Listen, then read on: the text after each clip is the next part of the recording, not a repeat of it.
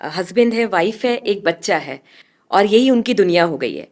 इस तरीके की परिस्थितियों से बचने के लिए संयुक्त परिवार की कितनी बड़ी भूमिका हो सकती है? बहुत बड़ी भूमिका हो सकती है।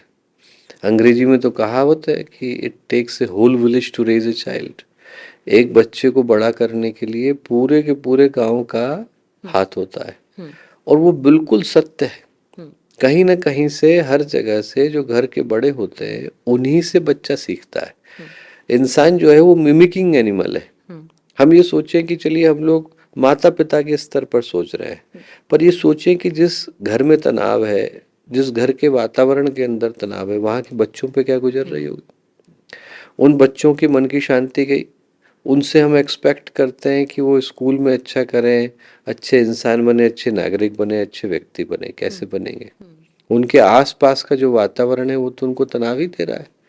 और इन बच्चों के विकास के लिए सबसे ज्यादा जरूरी क्या है? इन बच्चों के विकास के लिए सबसे ज्यादा जरूरी यही है कि उनको दादा दादी का, नाना नानी का संरक्षण मिले, उनकी कहानियां मिले, उनके जीवन का अनुभव मिले, उनका प्यार मिले। उसके बाद माता पिता का सहयोग मिले। आज संयुक्त परिवार टूटे, आपने मेट्रो की अभी बात करी, जरा सोच करके देखें कि मूल कारण क्या रहा होगा। मेट्रो में परिवार भी तो टूटे हैं। हाँ। यदि पति पत्नी को काम पर जाना ही पड़ा और आवश्यकता है यदि वहाँ की आर्थिक दृष्टियों को देखते हुए, पर जब तक दादा दादी थे, नाना नानी थे, संयुक्त परिवार थे, तो वो जो छोटा बच्चा है उसके विकास के लिए आपको सोचना नहीं पड़ता था। हाँ।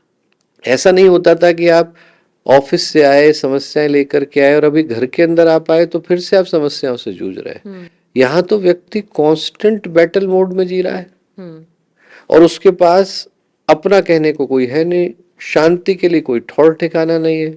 और ऐसे व्यक्ति से आप कैसे आशा करेंगे कि उसके जीवन में कोई बड़ी आध्यात्मिक क्रांति घटित हो पाएगी?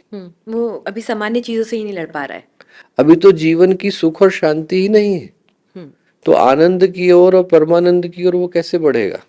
परिवारों में प्रेम बचा नहीं, उसको हम राष्ट्र प्रेम और ईश्वर निष्ठा कैसे सिखाएं? तो बहुत ऊपर की बात हो गई। अभी वो सामान्य जीवन में ही फाइट करता है। जी, तो इसलिए क्या है कि उनको यही सोचने की आवश्यकता है कि जो परिवार है, यदि ये पोषित हो गया तो हमारे जीवन के सारे आयाम संतुलित, सुरक्षित हो जाएंगे।